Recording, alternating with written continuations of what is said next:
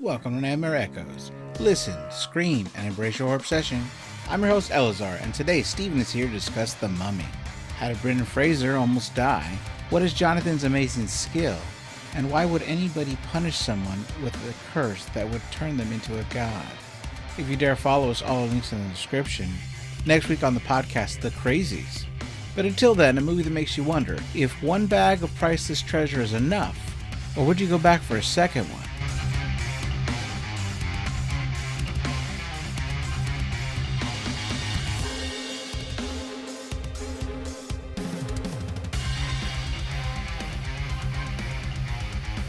Hello everybody, welcome back to Nightmare Echoes. I'm your host Eleazar. I'm joined again by co-host Steven.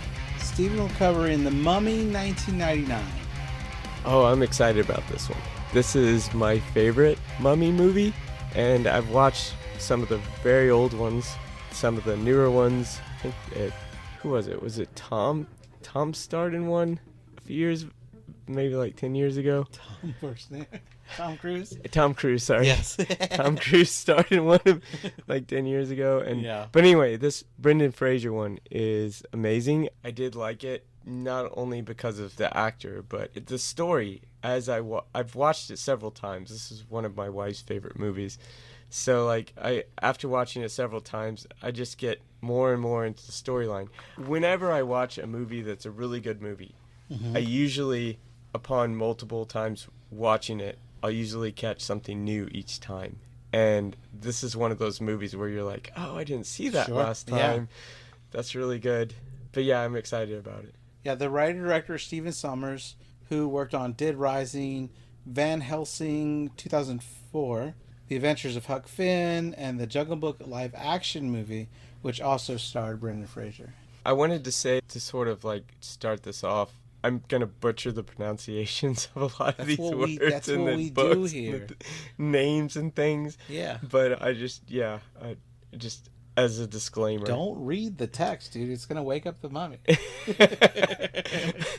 Don't read from the book. Don't read from the book. Wait, which one? The Book of the Living or the Book of the Dead? Speaking of let's which. Just not read let's just go through that. So, Thebes is the city of the living. Yeah. Hamunaptra is the city of the dead. And the Book of the Living, Amun-Ra, is in gold. Amun-Ra? Yeah, thank you. Is a gold book. And the Book of the Dead is like a black colored book in this movie. Yeah. But I thought it was cool. Yeah. They're great props. There's some fan art and replicas online that I saw where people have reproduced these books from the Mummy. Right. Yeah. Oh, I misspoke earlier. I said Jungle Book live action. I meant George of the Jungle starred Brendan Fraser. Sorry. So it stars Brendan Fraser as Rick O'Connell, Encino Man, George of the Jungle, Crash, and The Well, which I got an Oscar for his role in that. Encino Man. I forgot he was in that. Yeah. We got Rachel Weisz, who's Evelyn. She's in The Constant Gardener, About a Boy, The Lovely Bones. Now, interestingly enough, in this movie, most people call her Evie. Yeah. But I noticed that Brendan Fraser's character, Rick O'Connell, calls her Evelyn. He's like one of the only people in the movie that call her Evelyn. Yeah. Right. Well, her brother's obviously more familiar with her. Right. He's going to form the nickname, right? Yeah. So Jonathan is played by John Hannon. He was in 4 Weddings and a Funeral and was in Agents of S.H.I.E.L.D. And then we have Arnold Vorso, who plays Imhotep, the Darkman series, Blood Diamond, and 24 and Bones for TV shows. It had a budget of about $80 million and grossed $418 million worldwide, which is pretty darn good. Which is why there's a There sequel. were a couple sequels. Yeah. It had Rotten Tomatoes from critics of only 62 and audiences of only 75, which baffles my mind because there's few films that I call perfect, and I feel like this one is one of those. Mm-hmm. It's a great movie. It is really It's a good movie for everybody. I mean, except for my youngest child who walked in the room and started screaming bloody murder when he saw the mummy's face. So we paused it, but we paused it on the mummy's face, and he it did not help. No, for 1999, the CG in this is really it's like groundbreaking for that year. It's pretty good. It's really good. So the mummy's face and the jaw and movement and sort of the dead tissue and the reanimation. The scarabs. The scarabs. I know people will say the sand. People will say this is not a horror movie, but those scarabs gave me nightmares. Right? Like, it's terrifying. At home, when I've like organized my movies, I put this in adventure. Yeah, I get it. Right, of course. But it is. There's a lot of death, and there's a lot of horrific death and horrific scenes. So yeah. Yeah. All right. Let's see here. So let's go through the movie. It starts off in 2090 BC in Thebes, ruled by the pharaoh Seti. His trusted high priest Imhotep secretly loves Seti's mistress, Anck-su-namun, and she returns his affection.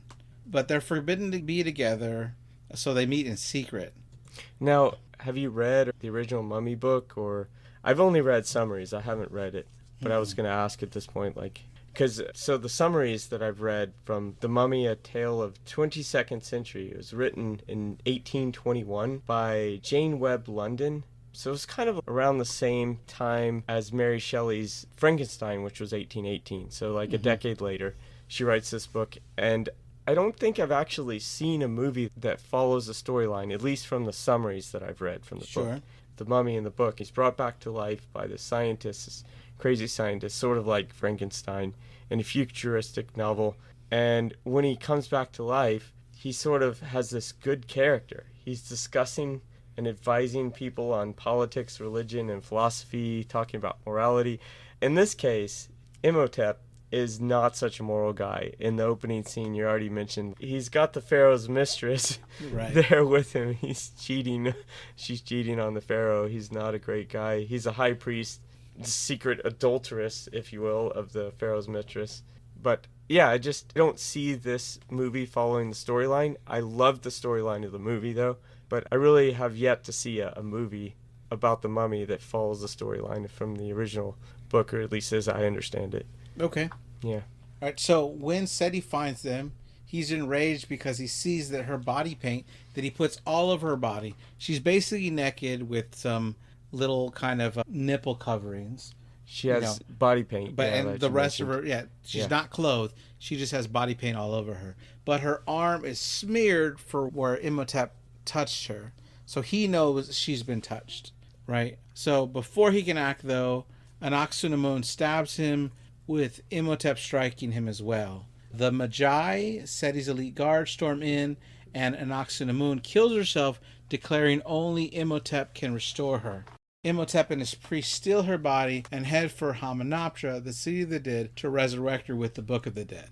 Before he can finish, the Magi intervene, executing his priests by mummification and sentencing Imhotep to the dreaded Hamdai. His tongue is cut out, body wrapped and sealed in a sarcophagus with flesh-eating scarabs.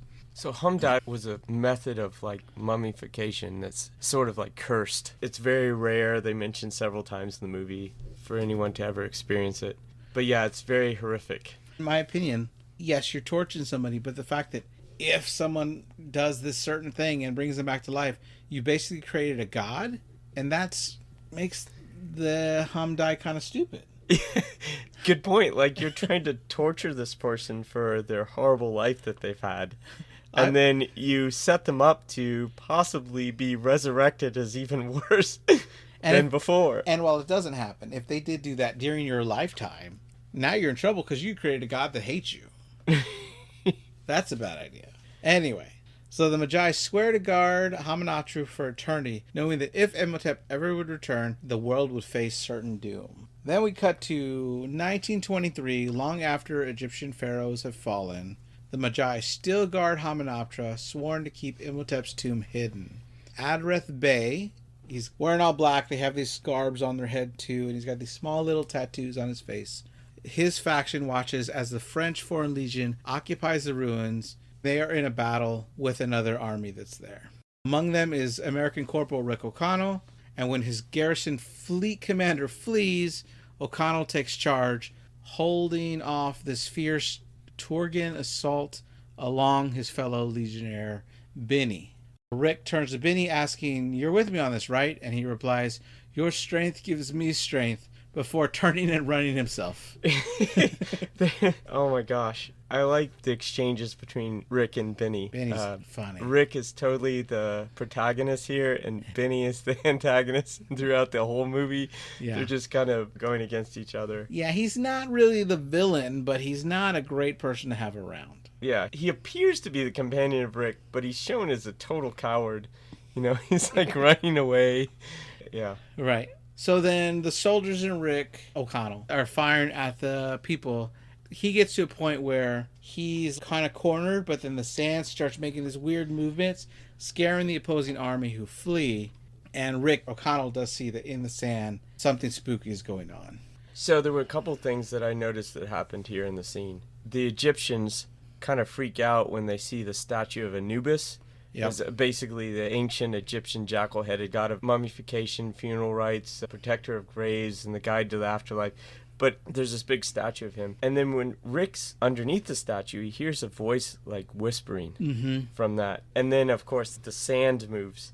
And my wife's take on this is that Imhotep is still trapped in the sarcophagus, or the coffin, but he can't get out. And he's appearing in the sand.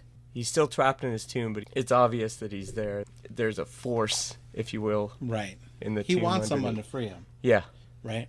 One interesting note that I noticed is that the rifles that O'Connell and his army are using are a rifle that holds 8 rounds, but in the movie, they have them reloading after every shot, which is kind of funny. But he also carries 2 sets of revolvers. He's got a Camelot Delenge Model 1873 and then a pair of Colt M1911 revolvers. There are a lot of guns in this There are movie. a lot of guns in this. You're not wrong. Right?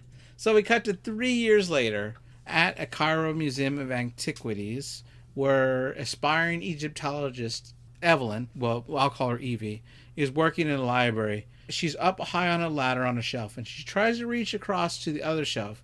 Rather than safely getting down, moving the ladder, and moving over, she tries to scoot over, and her weight pulls the ladder upright, and she does this kind of circus act where she's balancing on the ladder.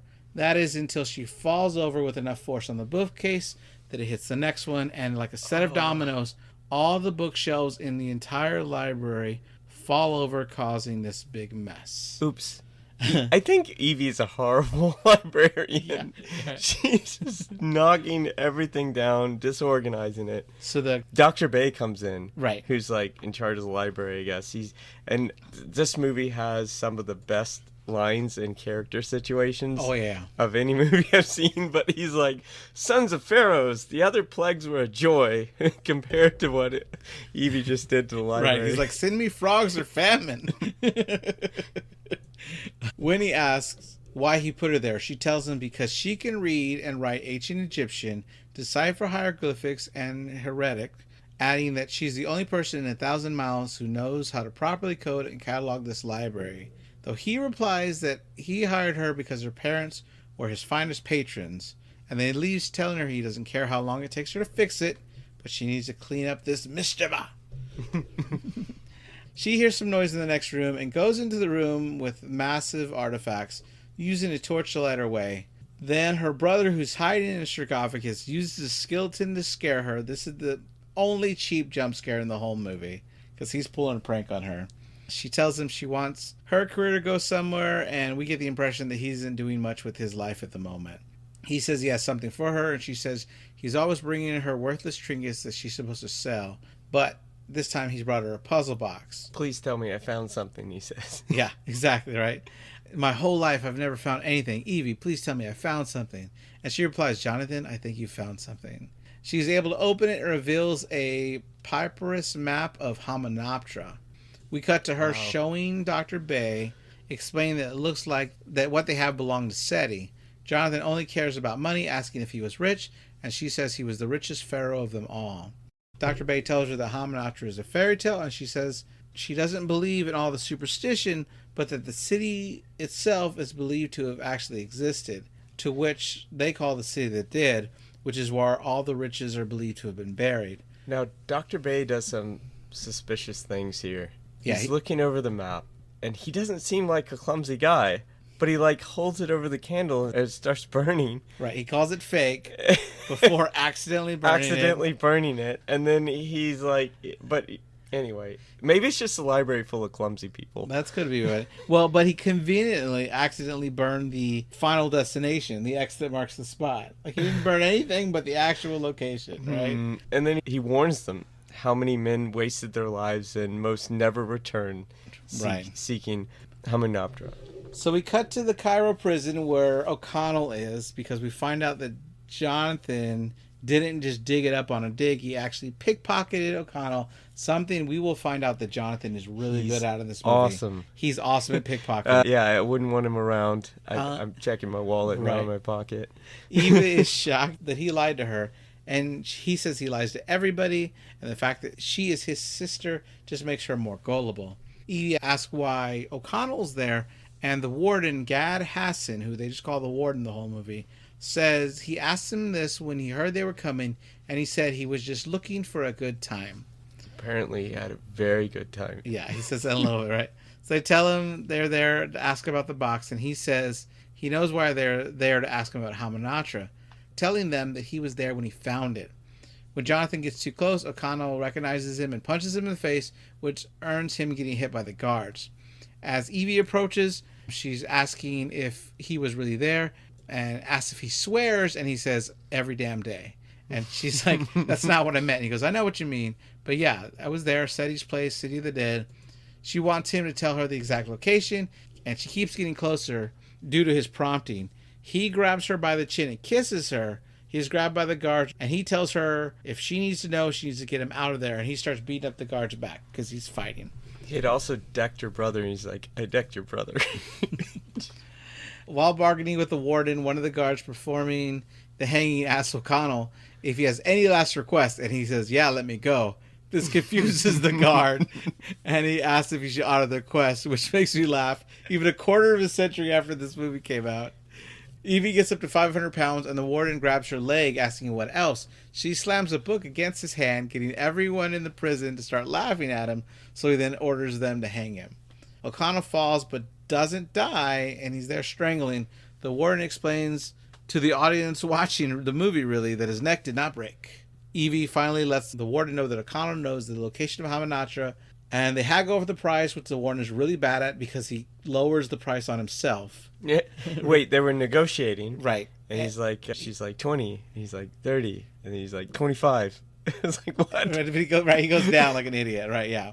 So they order him to cut free. Interesting in this scene, Brendan Frasier said that he kept telling him, do it tighter, do it tighter, do it tighter. And then he actually passed out in one scene, and they had to cut him down. Yeah, he was interviewed about that. So from what I found on an interview, Frasier said, I was standing on my toes like this with the rope, and you only got so far to go. Steven, the director, basically ran over and said, hey, it doesn't really look like you're choking. Can you sell it? So he actually fell unconscious during the filming of the scene because he was like acting so well and choking on the rope. That's so the crazy. way Steven tells the story, though, is that he asked them to tighten it so he could sell it more. And they tightened it too much. But I guess it's different points of view. Yeah. No stunt double here. Right. It was Brendan passing out. So at the Gaza port in Cairo, Evie is referring to O'Connell as filthy, rude, and a scoundrel, adding that she doesn't like him. And when O'Connell comes around the corner, asking if she's talking about anybody he knows, she turns around to see how well he's cleaned up with his new haircut, and his looks seem to silence her because she's like, whoa, he looks good now. Evelyn starts talking to O'Connell that if this is the trick, she's warning him, to which he cuts her off saying, my whole damn garrison believed in this so much that without orders they marched halfway across Libya into Egypt to find that city, and when they got there all they found was sand and blood. O'Connell then grabs her bags and brings them up for her, while Jonathan is picking on her because he can tell she might like him. Then the warden shows up saying he's there to protect his investment. So they're on the boat. There's a full moon shot. And I was like, oh, classic Universal monster movie. And I was expecting a werewolf to come out. But instead it was a boat with the Magi on it. So on the riverboat, O'Connell walks in on Jonathan gambling with 3 Americans who say they're going to Hamunaptra along with their Egyptologist. He finds out that Jonathan told them already that their group is going as well, and O'Connell agrees to a bet of $500 that they will get there first. We find out the Americans have a guy that has actually been there. Jonathan, who can't keep his mouth shut, starts to say that O'Connell's been there too, but O'Connell hits him to stop him from talking, following up with a massive squeeze to his shoulder so he could have some pain to remember to shut his mouth. They were trying to get Rick to gamble with them too. Well, he agreed. He agreed to the bet. Yeah. He said, I only gamble with my life. Which I was like, what? Like, no. That's so stupid. Evie is reading when O'Connell brings some weapons over to inspect, which confuses Evie because she doesn't think they're going into battle. He says that there's something under that sand. She says she's looking for a book. She says what he thinks is out there, and he says, in a word, evil. O'Connell is cleaning his Winchester model 1897 when Evelyn tells him about the book Amun-Ra. The Book of the Living. Right. And he says the fact that the book is made out of pure gold doesn't matter to you. And she's like, you know your history. And he replies, I know my treasure. She asks why he kissed her, and he replies, I don't know. I was about to be hanged. Seemed like a good thing to do at the time. And she runs off not happy with that answer. He doesn't get that he said anything wrong. Then that's where O'Connor figures out that Benny's hiding. He's right there on the boat. O'Connell's ready to kill him, and he's like, think of my children. And O'Connor goes, you don't have any children. He goes, I might someday. But then he like bodily throws him off. And he says, goodbye, Benny. But before that, he points to Evie saying that he's there because she saved his neck. And Benny comments that he always had more balls than brains. And that's where O'Connell laughs and says goodbye, Benny, throwing him overboard. O'Connell goes back to his weapons and he notices wet footprints on the boat. We cut to Evie, who's dressed for bed and is distracted by the memory of the kiss. One of the Magi comes in asking for the map, which she points to, and then the key, but she has no idea what he's talking about. O'Connell comes in shooting two others that are shooting through the window, and Evie stabs one in the eye. The fight knocks the lantern over off the wall and starts a fire in her room. O'Connell pulls her out of the room. She wants to go back for the map, but he stops her saying, relax, I'm the map, and points to his head. One of the guys still in the room sees the key, but when he goes for it, Jonathan runs into the room looking for Evie, bumps into him, sending him onto a couch, and gets that guy on fire. Jonathan tries for the key, but the man gets to it first. She's got this like hook on his hand. A lot of people are jumping off the ship where the Magi are spreading the fire. A funny moment happens when O'Connell is reloading the bullets. Firing is coming through the wall next to his head, each one getting closer, and Evie's able to pull him away, and he's like in this shocked face. He's like, oh shit, I almost died. But instead of thanking her, he just made him mad, and so he starts to return fire. He makes sure she could swim before tossing her in the water, but before he could jump in after her, he's attacked by the Magi. After the fight, the warden runs up asking O'Connell what he should do, and O'Connell tells him to wait here, I'll go get help. Yes, he jumps overboard. So the warden stands there for a little bit before realizing he fell for it, and then he jumps in the water after him. It's so comical. Yeah. Jonathan runs out to see all the Americans have created a barricade and are shooting over it looking like they're in a Western. He scoffs at that until the Magi that he had set on fire, who's still on fire, comes at him, but he's shot by one of the Americans multiple times, which the Americans just saved Jonathan's life.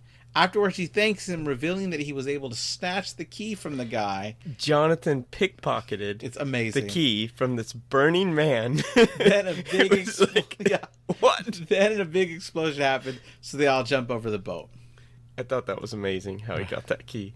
He's like, I didn't panic. Yeah. Evie, O'Connell, and Jonathan, and the warden are all exiting the water, and Evie's complaining about losing everything, including her tools and clothes. That's when Benny yells from across, hey, O'Connell, looks like I've got all the horses. And one of my favorite lines in the movie, he yells back, hey, Benny, looks to me like you're on the wrong side of the river. And Benny, the actor's face at this point, is just like, what? Oh. He looks like, oh, shit, he's right. Yeah, like it's so good. Interesting behind the scenes thing is that Evie's outfit was very see-through because it was a nightgown. So they had to digitally make it more opaque and less see-through, which made some people upset. But it's for a kid. PG-13 movie? I think so, yeah. Okay. It was, the nudity was not in the contract. Yeah. But they didn't realize how see-through it would be when it got wet. So they had to digitally fix that. We have a scene of them shopping where Jonathan's complaining about the price of 4 camels. And O'Connell says they could have gotten for free if they just traded his sister, which he says it was tempting. But then she walks out and O'Connell loses all his words when he sees how beautiful she is dressed like the local women. They do journey through the desert, and Jonathan complains about how the camels are filthy and they spit. And right on cue, the warden spits. That night, they're most... I thought that was good, like, personification about the camels. Like, right. The warden's sitting on the camel. He's not only spitting, but they mention the camels spit and bite. Yeah. And then he's, like, eating, like, a chicken drumstick or something. Right. He's, like, biting and spitting. At night, they're mostly falling asleep, except for O'Connell, who makes sure Evie doesn't fall off. Jonathan is bothered by the warden snoring and slaps him with the stick that's intended for the camel and pretends to be asleep when the warden wakes up. And I think that's so rude, even though we're not supposed to like the warden. I think just slapping the guy while he's sleeping is kind of rude. I knew a guy that did this at summer camp. He did it to me, and I told him if he did it again, I was going to kick him in the face. So he stopped because I was mad. We meet up with Benny's group, now backed by a lot of cannon fodder, right? No one besides those that have already been there understand why they're waiting, and the Americans remind O'Connell of their bet. When the sun rises, they all see the location is revealed, kind of like a mirage that appears. O'Connell says, "Here we go again," and they start racing. On the way, Benny starts attacking O'Connell with that same thing you're supposed to beat the camel with. Like a whip thing. So that causes him to be thrown off his camel to the ground, and in that time, Evie actually wins the race. Evie is amazing on the camel. Yeah. She kicks their butt. The Americans pick the best spot and don't understand why Evie's picked her location. Their Egyptologist actually saying, "They're led by a woman. What does a woman know?" We have a funny moment where O'Connell is being mean to the warden. He's tying the rope, but he keeps aiming the tail of the rope at the warden as he swings it around. And the warden can't get far enough away to, like, not get whipped. I was wondering why the warden just didn't move. I know. He's like sitting there getting hit with the rope. O'Connell asks what Evie's doing with that mirror, and she corrects him with saying, actually, it's an ancient mirror, which is something this movie does a lot. They say the word ancient, 80 times maybe. Everything in this movie, they have to just remind everybody, oh, it's ancient. Well, it's ancient. It's ancient. Well, this movie at this point, I guess, is too. O'Connell gives her a gift, which is archaeologist tools, which he borrowed from the Americans. As O'Connell's about to swing down, we get some foreshadowing when the warden says, "Hey, look for bugs. I hate bugs." Underground, Evie shows O'Connell how these ancient mirrors work by indicating their system of lights to light up the room. They reflect the sunlight onto each other, and thus for the whole room is lit up, which I've driven my wife crazy to this point where I joke around because of this movie. All we need is an intricate system of mirrors. I've said this for decades now, and it drives my wife nuts. We were playing a game one time when I was younger, and we had set up mirrors underneath a house, like a pier and beam foundation cellar house underneath a house. And so the light came in from the outside, and it would shine on one mirror, reflect, back to a box that was in the corner that had something in it. And I just thought it's a lot of fun to watch. That is cool. Light and kind of reflect it. I'm jealous of the physicists that get to play with lasers and stuff every day. Sure. Evie explains that this is the room where they prepared people for entering the afterlife, and Jonathan explains that means that's where they made the mummies. They hear something they can't see, and O'Connell says it sounds like bugs, which freaks the warden out. Then they find the legs of Anubis, but run into Benny's group, which they're massively outnumbered with firepower, which Benny points out, "Your odds are not so great, O'Connell." While the group all have aimed at each other, O'Connell tells Benny, "I have worse," and Jonathan adds, "Me too," which is funny. I think it makes it funnier that he is armed with only one gun, a Remington double Derringer, which is a tiny gun that only holds 2 bullets that fire at the same time, meaning after he pulled the trigger once, there'd be nothing left to do in this fight for Jonathan. Evie notices a small opening on the floor and decides that they should step away and let this group dig there. They'll dig elsewhere. She noticed that that little pebbles were falling in it, so obviously there's a room below them. It looked like, so she knows there's other places to dig. Right. Jonathan and Evie are digging in another area and looking for the book of Amun-Ra. While Jonathan doesn't contribute much, he's just handing tools to them. The warden wanders off, prying shiny stones off a mural. He plucks them off, calling them blue gold. He does this weird like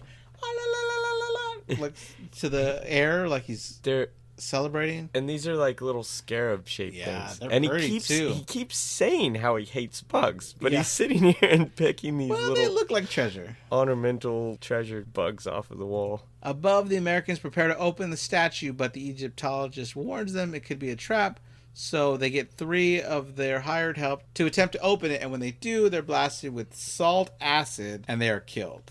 Jonathan uses a hammer as a golf club while they're taking a break. He's hitting rocks, and Eve is explaining how mummification works to O'Connell, who's like, hey, if I die, don't sign me up for mummification. So Jonathan hits one of the rocks. It ricochets off the ground and hits the ceiling, which causes a sarcophagus to fall. And they all sit there kind of stunned, not saying anything. But it's really funny. And behind the scenes, practicing golf and just happens to have a sarcophagus. He happens to. But behind the scenes, it was supposed to make a lot of noise, and it didn't make any noise. So the character's non-reaction was the actors not realizing something just happened because it didn't make any noise. But it's funny. Before they can try to pry it open, they see that they need a key, and Evie pulls out the box to see that the key fits there. She figured out, the key is the box. Right. Then they hear screams through the tunnels, so they run. Jonathan runs back for that key because they're like, oh, I need this key. Which the director was very on, like, we always need to know in this movie who's got that key at all times. So they see the warden who's running. He had a scarab burrow into his leg. We see it go up his chest and into his head. He runs into the wall head first and seems to die, but I don't think it was the impact that killed him. I think it was the fact that the scarab made it to his brain, that it was eating his brain that killed him. Mm-hmm. As the 3 sit at a campfire on the surface, O'Connell tells them that 3 of the other group died, and Evie says she doesn't believe in curses. Wait, did you mention that Evie read on the sarcophagus, she was looking for words or names or something, and it said, "He who shall not be named," was written on a sarcophagus. Because it was right before the warden came running in that she was reading it. Okay. Yeah. All right. So as the 3 sit at the campfire on the surface, O'Connell tells them that the 3 died in the other camp, and Evie says that she doesn't believe in curses. Jonathan's saying, let's see what the warden believed in, and he goes in the bag and screams, and since we know that this is where he put the scarabs, we think that's what he found, but it turns out he found a slightly broken bottle, although it wasn't broken that much because it still holds a lot of alcohol. That's when the Magi raid both camps, killing several of their hired help. Interesting fact here, I found out that the leader, that's Ardith Ray, he was supposed to have died off, I think, in like the first scene or something like that. But he was doing so well, they kept him like for the whole movie, and he played a pretty pivotal role as the leader. Yeah, they also wanted him really tattooed up, but then they realized that the women around seemed to really like him, and they thought maybe if he had less tattoos on. Because he has those 2 tattoos on his cheeks. He's got 2 little tiny tattoos. Yeah. But and then, he's such a looker that the women liked him that, like, maybe let's not tattoo him up that much. Well, they kept him. So about 9 of the Magi also die pretty fast. And maybe that's because they brought swords to a gunfight. Evie kills one of them. Jonathan is shooting but still taking time to drink. Benny comes up to drink some as well, but ends up spitting it back out when they're both attacked. O'Connell jumps in to save Jonathan and faces their leader, Ardith Bay, who disarms him. O'Connell brandishes a stick of dynamite, forcing Ardith to call his men off. He warns to the expedition, "We will shed no more blood, but you must leave. Leave this place or die. You have 1 day." O'Connell pulls the fuse before it reaches the stick and saves the stick for later use. Perplexed by the attack, the treasure seekers decide to stay, combining camps for safety. That evening, O'Connell and Evie grow closer as he teaches her how to fist fight, and she shares stories of her explorer father. She has some funny lines as she's getting drunk. Yeah. She's like, "What is a place like me doing in a girl like this?" Yeah, right, and then she's like, "I'm proud of what I am, a librarian." Right, yeah. She then tells him she's going to kiss him, and as she gets near, she drunkenly passes out, and O'Connell kisses the air. He's a good man. He's not going to kiss a woman that's passed out. At dawn, the Americans unearth a wooden chest at the Anubis statue. Their Egyptologist warns that it could be cursed, telling them if they awaken the dead, he will come by consuming their organs for regeneration. And one of the Americans is like, well, then we just don't wake up any dead people, right? We're good, right? Which is stupid because they still had hired help, and they could have had the hired help open it. Benny runs away because he's smart. Benny's always freaking out. He's a coward. It's a curse. He's smart, right? Oh, yeah, I guess you could say that. I saw him more as a coward, but yeah, he's like, it's a curse, and just runs away. O'Connell's group examines the sarcophagus, Its occupant was buried alive, and when they open it, they see that he's still juicy. Inside, the occupant left carvings warning death is only the beginning. The Egyptologist pulls the Book of the Dead, and the Americans are unimpressed, thinking it's not treasure. They are happy, though, when they find some ceramic jars underneath, because they look more like treasure to them. That night, Evie sees the Egyptologist with the Book of the Dead. After he catches her staring, she tells him that she believes he needs a key to open that. At the campfire, the Americans are celebrating their findings and tease O'Connell about the corpse they found, saying that they could probably let it dry out and sell it for firewood. Evie comes by to tell them that she found scarab skeletons left with the body who were put there to slowly eat him alive. Evie tells them that the body suffered the whom die, the worst curse of all of ancient Egypt, and says that she never heard of it being performed because if the cursed one ever arose, he would bring with him the 10 plagues of Egypt. There was a deleted scene that they cut where she named all the 10 plagues, but she's like, when the director was like, that actually is just taking too much time. The people know what the plagues are, or they don't. They'll realize it when they come. Oh, I think I might have watched maybe a director's cut version or something. With it in there? Yeah, it listed it off. Okay. Also, I was counting the plagues later, and we'll get to this, but I don't think they actually filmed all 10 plagues. Maybe they did. Maybe. No, I think you're right, but I think they missed a few. Like the. No, I just think there wasn't time. They were fighting back. Hail on Fire. I don't remember that one. I do. Oh, it was there? Yeah. That's right. So that one was there, but like there were a few that might have been missing. You're good. While the Egyptologist sleeps, Evie steals the book using her puzzle key to open it. When she opens the book, a howling sound accompanied by wind goes by, and O'Connell comments that happens a lot around here. He tells her that she's probably shouldn't read from it, but she asks, what harm ever came from reading a book? And I said, it's just a book. It's just a book. She should have watched more Buffy. Like, things happen bad in Buffy when you read from a book. She reads aloud, unknowingly awaking the mummy. The Egyptologist jumps up, yelling, "No! You must not read from the book!" And the first plague starts with the locusts. Yeah, a swarm of locusts descend, scattering both groups. Most people run underground. One of the Americans, named Burns, falls over, losing his glasses, and though he's begged for help in finding them, Benny runs by and stomps on them. He gets up and is haunted by a shadowy figure, which he can't see, and he screams as that figure comes after him. O'Connell, Evie, and Jonathan come across a massive swarm of scarabs, and as they run across a bridge, the two men jump to the left and Evie jumps to the right. The noise caused by the scarabs is so loud that the men don't notice when Evie activates a trap door. Evie finds Burns alive but without eyes and a tongue before coming face to face with the mummy Imhotep, who mistakes her for Anck-su-namun.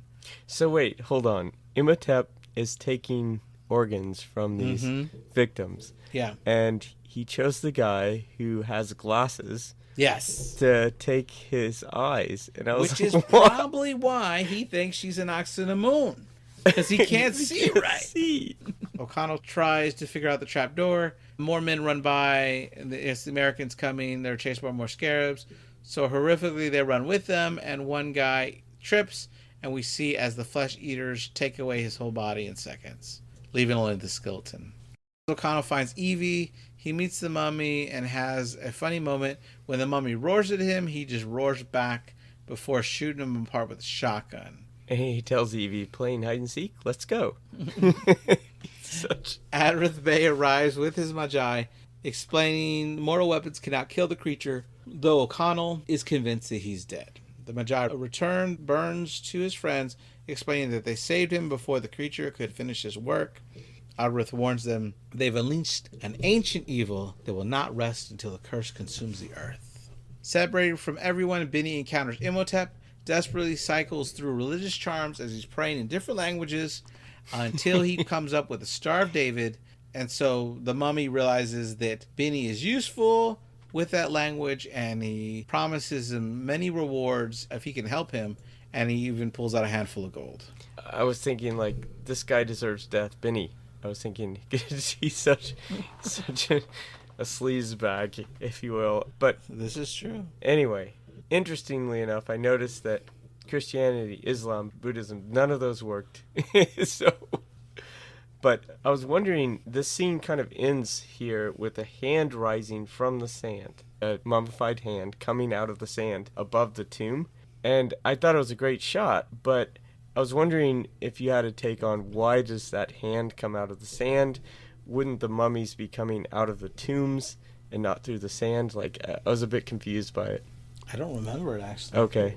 I apologize, I don't. But yeah, maybe it was just the imagery, but yeah, I thought it was a great shot, but it just didn't make much sense to me. So the group is now back in Cairo, and O'Connell wants to leave, but Evie is set on staying and fighting to save the world. The funny part of this scene is when Evie slams the suitcase closed on O'Connell's hands. We also get the cat introduced in the scene. At the bar, O'Connell meets with Winston Havok, who's a drunken former pilot longing for a glorious death. And he's like Royal Air Force or something. He's a British guy. Mm-hmm. But yeah, I did like that scene with the suitcase because Evie kept trying to take things out. Yep. As Rick was putting them in, she was taking them out. It's pretty funny. Kind of went back and forth. Yeah. Yeah.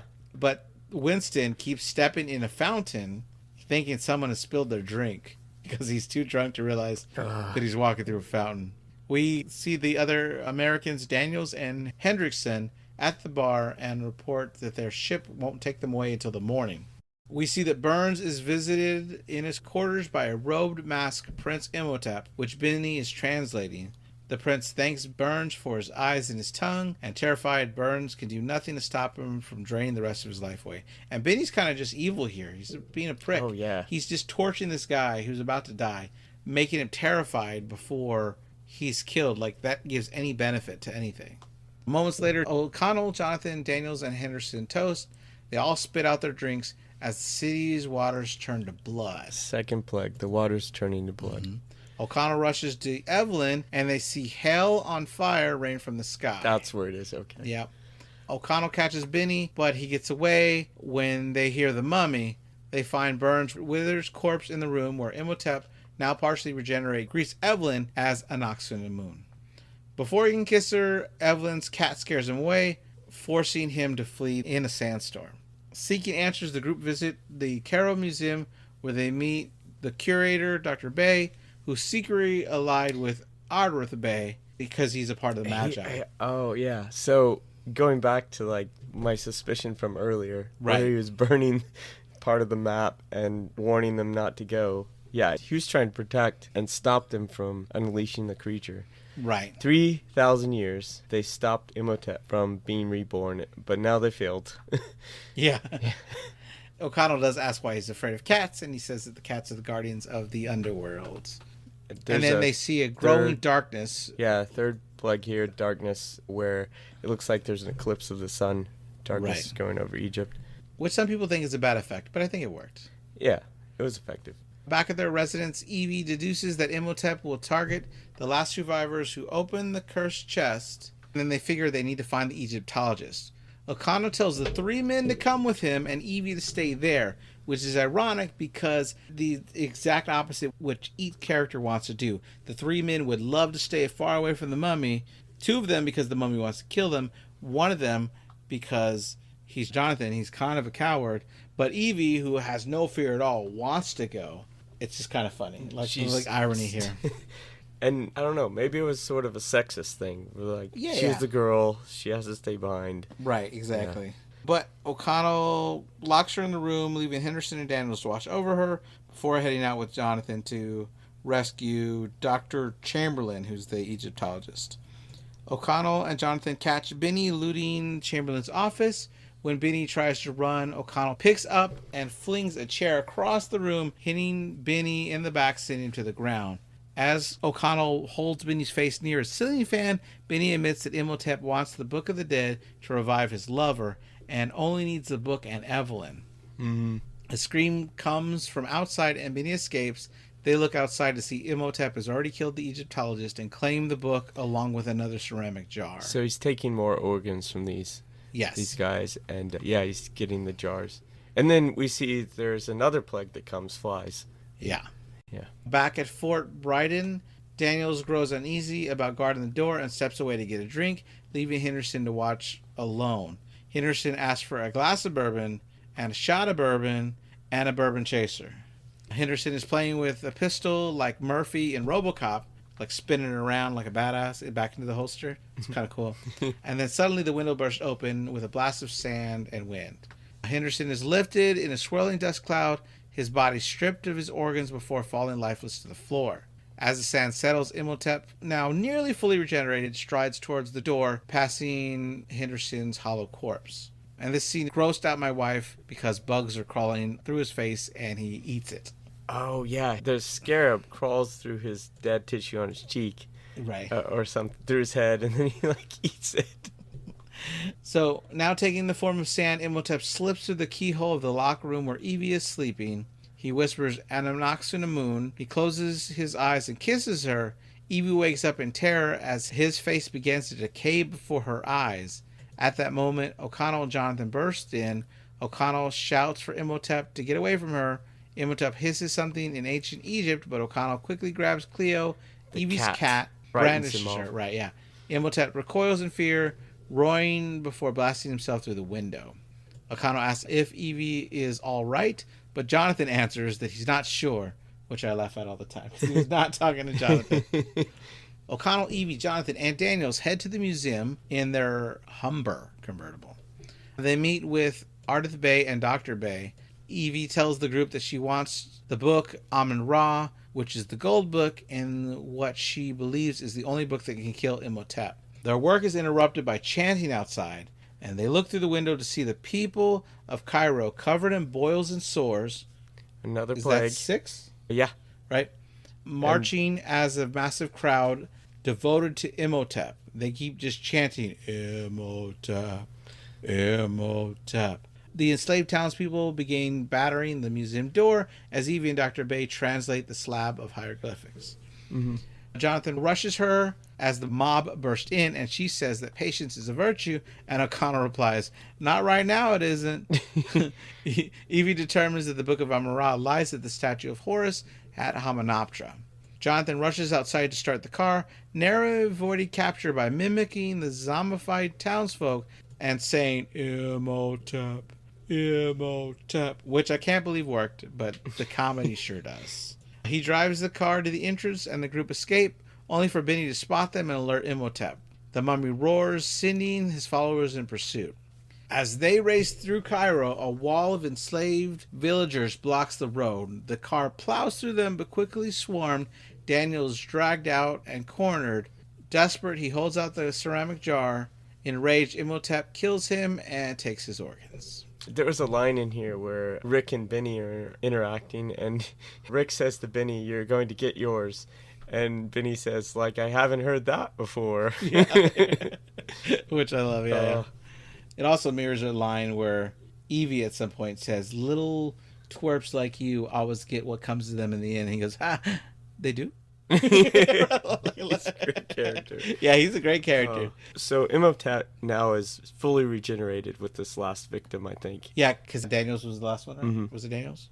Yeah, he got the container and he stole his organs. So the remaining of the survivors speed through the city until their car crashes, leaving them surrounded. Imhotep calmly approaches, promising to spare their lives if Evie comes with him. Benny, still translating, says, come with me, my princess. It's time to make you mine forever. And Evie corrects him, saying, for eternity, idiot. And he thinks about it, really? She reluctantly agrees, knowing that he must return to Hamunaptra to finish the ritual. Ignoring his words, Imhotep orders his slave to kill the crowd others. Of people. He tells them to kill them. Yeah. And Benny snatches the puzzle box from Jonathan. The group escapes in the sewers, though Dr. Bay stays behind to fight the attackers, sacrificing himself so the others can get away. The next day, O'Connell, Jonathan, and Ardith Bay head to the Royal Air Force airfield outside Aerofond, where they meet Winston. Winston asks about the mission and if it's dangerous, and O'Connell assures them they probably won't make it out alive. They're going to kill the bad guy, save the damsel in distress, and save the world. Yeah. He's like... Winston's interested now. Yeah. He's like, you sure I'm going to die? And Jonathan says, everyone else we've run into has died, so why not you? Winston lights up, instantly agrees, offering his old biplane. There's only room for a pilot and a gunner, so Jonathan and Ardith Bay are strapped to the wings, and Ardith is having a great time. Jonathan, not so much. Meanwhile, Imhotep is crossing the desert with Evelyn and Benny in kind of like a sandstorm. The sound of engines echo overhead. Evie looks up with hope, light in her face, because O'Connell has come for her. Imhotep isn't about to let them get close, so he summons sands into a massive storm and a swirling face grinning in the sky. So it's like this big wave of sand coming at them. O'Connell shouts for Winston to push the plane faster while firing the machine gun into the sandstorm face, which is funny because what's that supposed to do? Yeah, what? I got this. That As the storm overtakes them, Evie makes her move and kisses Imhotep full in the lips, breaking his control. The sandstorm vanishes, but the biplane's engines overheat, seeing them crashing into the desert. Winston goes down with a smile, proud that he's earned what he calls a hero's death. Ardith takes the plane's gun for himself before they all back away when they realize that the plane is in quicksand. O'Connell gives a down salute. with Winston still in it, but everyone else is miraculously okay. Jonathan. Right. O'Connell gives a salute to him, like honoring his death. That's right. Benny says a line here to Imhotep that says, "I loved the whole sand wall trick. It was beautiful, you bastard." So then they all head to Amenoptera. O'Connell, Jonathan, Ardith Bay arrive, and they start praying away a rock, blocking the entrance to a tunnel. Jonathan, who's holding a torch, urges them to hurry and put their backs into it, which earns him glares from the others because he's not helping. His attention soon drifts to a wall mural studded with jewels. He pries one off, admiring it, until it cracks open, revealing a scarab beetle. The creature burrows into his hand and races up his arm towards his head before O'Connell pulls out a butterfly knife and stabs it out of him. Quick thinking by Rick here. Yeah, because it could have gotten to his brain or his head like it did with the warden, but Rick was able to carve it out before. He flings it to the ground and shoots it with one bullet, so it can't harm them anymore. But that gunshot echoes through the ruins, reaching Imhotep's ears, and he realizes that they survived the crash. He retrieves Anaxunamun's heart from a shattered ceramic jar, crushes it into dust, and blows it across the stone mural depicting two of his priests mummified within the walls. His incantation awakens them, and he orders them to kill O'Connell and arouse the others. Deeper in the corridors, O'Connell spots a mirror mounted near the ceiling, one well-placed shot, spinning it, bouncing sunlight into the chamber, revealing a mountain of gold. Jonathan has to be told no before they're interrupted by a croaking groan. The mummy bursts through the floor. More mummies are coming. The men draw their guns, Jonathan borrowing two of O'Connell's, and Ardith Bay looking like a badass because he's firing that big old Lewis machine gun. So they're shooting all these priest mummies who woke up.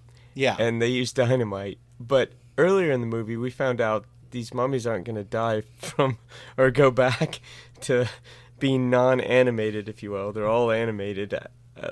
Is it even going to do anything? I think it does, though, because I think they're not the main mummy. Okay. They're not Imhotep. I think they can be destroyed. So they can be destroyed. That's yeah, because they don't seem to get back up after they're shot apart and blown up with the dynamite. So after they run out of this room, Benny runs into the same room and starts gathering loads of gold and jewels, which he takes to a camel left by the Legionnaires. Then he slips back inside to get more. O'Connell and Jonathan work to pry open a statue's compartment while Ardith covers them. When a swarm of mummies charges, Ardith Bay urges them to take the book and save Evie and kill the creature, luring the undead away as he blasts through the halls. O'Connell lobs dynamite into the dead end, blasting through the wall and more of the mummies before he and Jonathan slip into the sacrificial chamber. Inside, Imhotep has chained Evie to the altar and begun the ritual to resurrect Anaxunamun.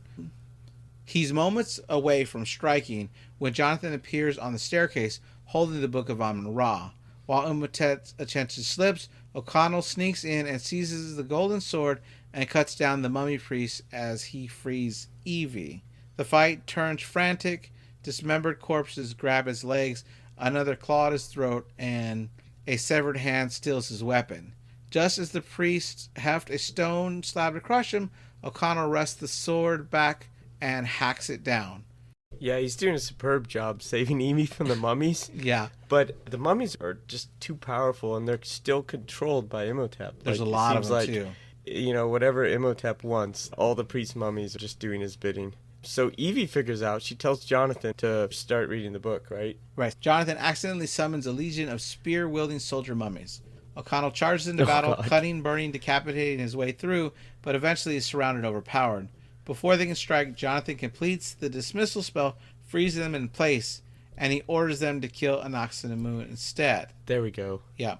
Imhotep protests, but it's too late, and the guards rip her apart. Furious, Imhotep lunges for Jonathan, only for O'Connell to sever his arm.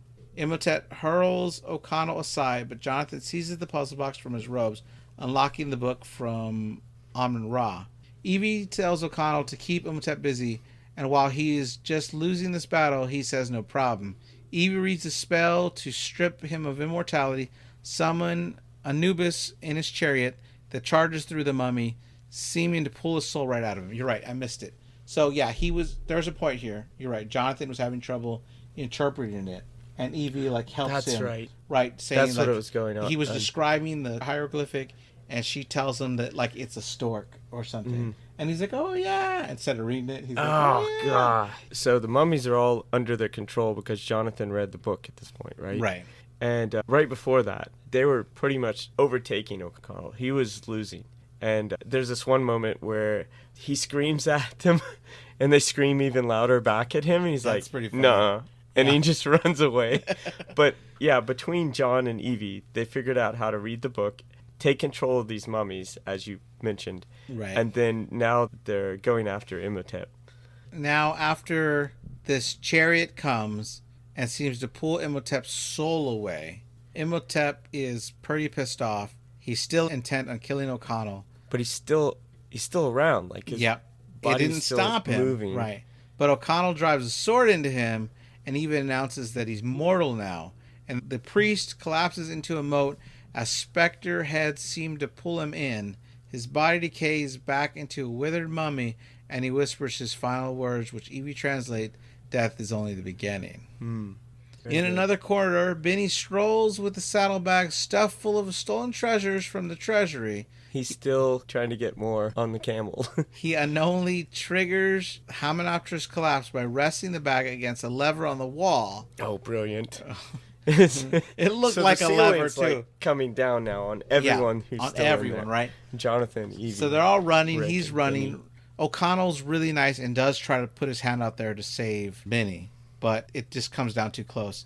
So Benny isn't crushed to death right here. He has time to get back into the room, but as it's sinking into the ground, the light is getting cut off, and scarabs just start coming from every direction. He's trapped in the treasure room. And his light completely goes out right before they get out. Yeah.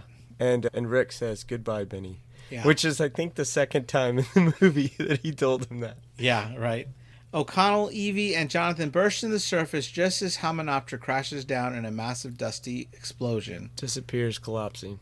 As they catch their breath, a hand reaches out to Jonathan, which is Art of the Bay, alive astride a camel. He tells them that they've earned the Magi's respect for defeating Imhotep, bless them in Allah's name, and rides off into the sunset. John says, "I guess we go home empty-handed again." Right. And Rick says, "I won't say that," as he's kissing Evie. Right. And then Jonathan's like, "Hey, well, maybe I can kiss this camel." But then he smells the camel's breath, and he's like, "Never mind. Stupid. This was a bad idea." It was pretty funny. The end credits start, and I thought they were really cool with the hieroglyphs. Hold up. Before that, though, as they're riding off, you see that there's a bunch of treasure in their bags. Oh, because they're on the camel that Benny put there. All of that in there. But instead of riding off with an okay amount of treasure, he went back for more because he's greedy. Yeah. So Ardith Ray, I think he knew this. I don't know if he did or not. Out on the camel. I don't know. I don't know, but it's really good. Yeah, that's a good point. Yeah, there was. Oh man. But yeah, I thought the end credits were cool with the hieroglyphs coming on. I was wondering, why did you choose this version of The Mummy as the movie to talk about? Because it's my favorite one. Because I love the adventure. I'm a big Indiana Jones fan. And this is like Indiana Jones, but, a monster flick. Even though it is an action movie, the scarab scared me. The Mummy scares my youngest child. And then the bugs creep my wife out. So I think there's horror-adjacent elements there, right? but I think it's fun. But we've covered a lot of movies this year on like Universal Classic Monsters and redoing them. So I just thought it would be fun to include this one in doing them. Yeah, I thought I agree with you. This is my favorite version of The Mummy out of all the Mummy movies I've seen. And it has great characters, great storyline and plot, and the interaction between them with the lines and the situations are comical. Yeah, I like so it. Yeah, it's got a lot of aspects. It's pretty fun. I did mention, I consider this more of an adventure movie, but it has horror aspects, it has comedy aspects. Yeah. It's all in all, I think it's just a great movie. It's pretty darn good. Yeah. So another thing I wanted to mention is that this being one of my wife's favorite movies, I found out that this was one of the first movies she was able to ride or drive with friends to go see in the theater by themselves, without parents or anything. Right. So that got me thinking, like, it does influence your opinions of movies. If you have a great experience when you're watching a movie, yeah. you remember that experience, you remember that movie, it makes it, one of your favorite ones. For me, I remember watching the Star Wars remakes with my friend when we were just old enough to go to the movies ourselves, and so like we went and watched the Star Wars remakes by ourselves, and so that made me a big Star Wars fan because I had that good memory. Anyway, any movies you had good memories about? Yeah, so there's a lot of great theater experiences. Like I've talked about The Monkey with Joshua, that was a lot of fun. Scream 5 with Joshua and Jackson, the moment we saw Dead Meat on the screen, we were nuts because we love watching their channel. But for me, the most treasured memory I have was when my mother, rest in peace, went with us to see Speed Racer. She was so passionate about it because the whole movie, she's like, oh my God, it's his brother. It's not his brother. This movie's stupid. I mean, it's in the middle of the theater. She's like yelling at the screen. And at the end, it's his brother. I knew it was his brother. I was right, guys. I was right. I'm like, shut up, Mom. I love you, but shut up, Mom. Like, because it's funny, but everybody's laughing because how passionate my mom was during this movie. And it made it a great experience. Yeah. So I think that's one of my favorite. Yeah. Well, thanks for having me on today. Yeah. Thank you, everybody, for listening. This has been Nightmare Echoes. We have new episodes every Monday, so please listen to us again. If you would like to leave us a 5-star review, that would be awesome as well. Helps the podcast to grow and helps others to discover us as well. So thank you and bye. Bye.